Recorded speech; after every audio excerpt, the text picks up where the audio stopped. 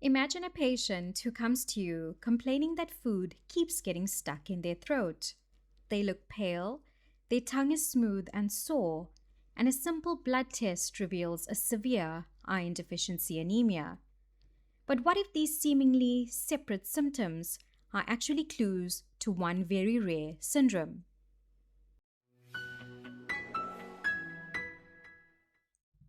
Hey guys, and welcome to How to Gastro, Medical Lectures Made Easy, presented by me, Dr. I. Govender.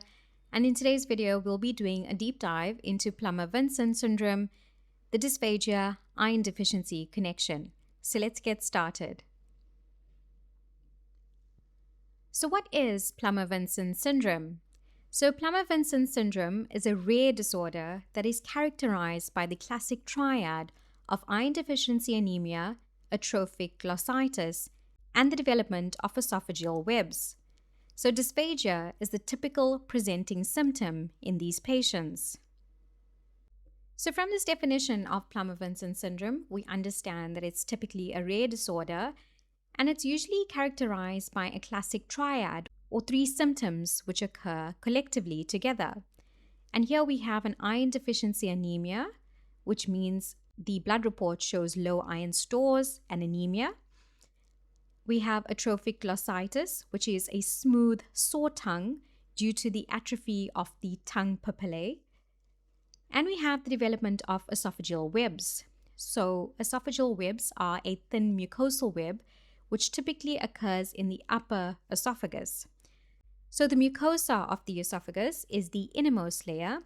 And when we have an esophageal web, it means that the mucosa has developed a flap-like protrudence into the esophageal space. So remember, the esophagus is a hollow lumen tube, but now we have these webs, which are these thin layers which project into the esophageal space.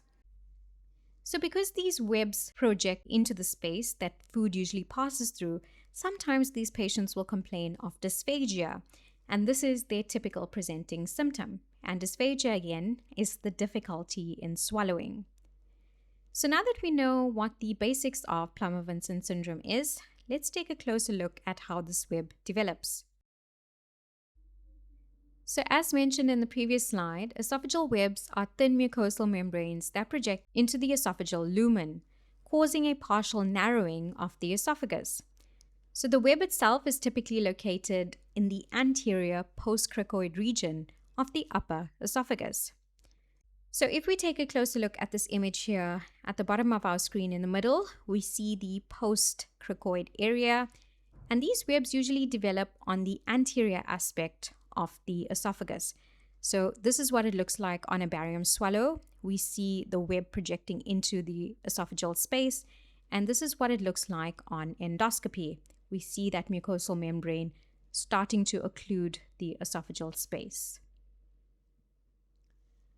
So the clinical presentation of patients in Plummer-Vinson syndrome. So remember again, we said progressive dysphagia, which is a difficulty in swallowing. And this dysphagia is usually worse with solid foods. Patients will also have an iron deficiency anemia. They may suffer from fatigue or weakness. They may suffer from atrophic glossitis, which is a smooth, sore tongue with the loss of papillae. They can suffer from glossodynia, which is a painful or burning sensation of the tongue. And they may also suffer from angular cheilitis or cheiliosis, which is red, painful cracks or scaling or crusting at one or both sides of the corners of the mouth. So this is what the angular cheilitis looks like. They may also suffer from pica, which is unusual cravings like craving sand, palpitations due to anemia, glossitis, the smooth tongue with loss of papillae, shortness of breath, also a symptom of anemia, dizziness or feeling lightheaded, colianchia, which are spoon-shaped nails, also from iron deficiency anemia, pale skin in patients with iron deficiency anemia, and fatigue as well. The epidemiology of the disease. So most commonly affected are middle-aged women, and the peak incidence occurs usually after the age of 50 years old. It's less commonly seen in younger patients and children, and it is a very rare condition. So the exact cause of the disease is actually unknown, and there's no established specific prevention strategy at this moment. So possible contributing factors of the disease include suffering from iron deficiency, suffering from nutritional deficiencies, or perhaps even a genetic predisposition.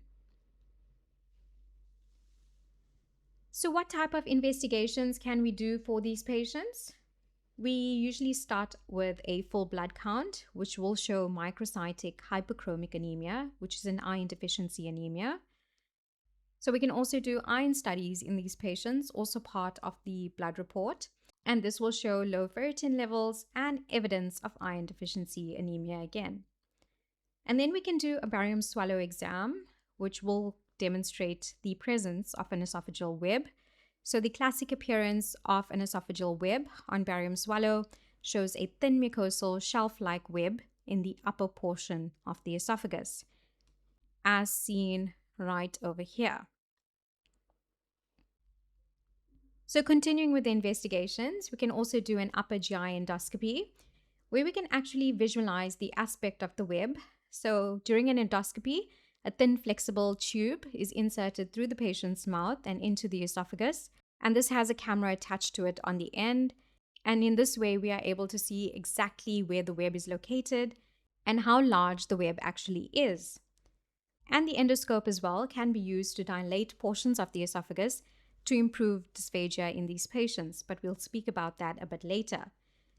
And during the endoscopy, we can also do an endoscopic biopsy when we suspect a malignancy.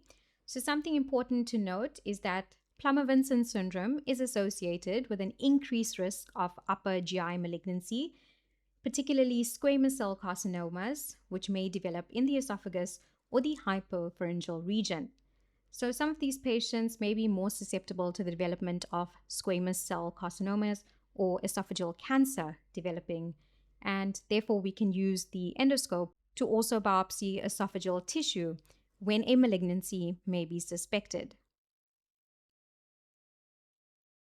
So just a few words on the squamous cell carcinomas that can develop in these patients. So the squamous cells are the thin, flat cells that line the surface of the esophagus, and squamous cell carcinomas occur most often in the middle of the esophagus, and they are the most prevalent type of esophageal cancer worldwide.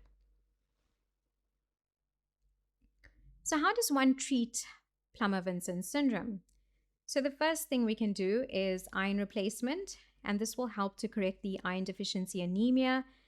In most cases, oral iron can be administered, or IV iron if the oral replacement is ineffective, not tolerated, or unsuitable in the situation.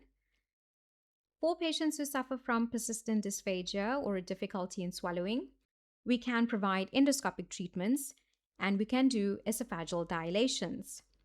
So here we have two options. We have the bougie dilator and the balloon dilator. So in the bougie dilator, we have a progressively larger flexible dilator is passed through the narrowed segment to gradually stretch it. So as we see here in our first image, we have this procedure being illustrated. We have the first dilator that goes through, which is number 1. And then we've got number 2, which is slightly larger, and then number 3. And in this way, larger and larger dilators are inserted to try and expand the portion affected to improve the passage of food and liquids. And then we can also do a balloon dilator technique. So here a deflated balloon is positioned across the narrowed portion of the esophagus and then inflated to stretch out the stenotic segment. So as we see here, the deflated balloon is positioned into the portion affected and then is inflated, and then it is removed, and this portion actually remains sort of open to allow the passage of food and liquid. And so the key takeaways of Plummer-Vinson syndrome. So when you think of Plummer-Vinson syndrome, you need to think about the classic triad: iron deficiency anemia, atrophic glossitis, and esophageal webs. And remember, dysphagia is the key presenting symptom in these patients. So the web is usually in the upper portion of the esophagus, and the iron deficiency should be investigated and treated promptly. Persistent dysphagia may require endoscopic dilation, and remember the association with upper aerodigestive tract malignancies developing in these patients as well. that brings us to the end of this video. Thank you guys so much for watching. Hope you found the presentation very interesting and informative. Please make sure to like, comment, subscribe, and to share this video with someone you think may find it helpful. Take care, and I'll see you in the next one. Bye for now.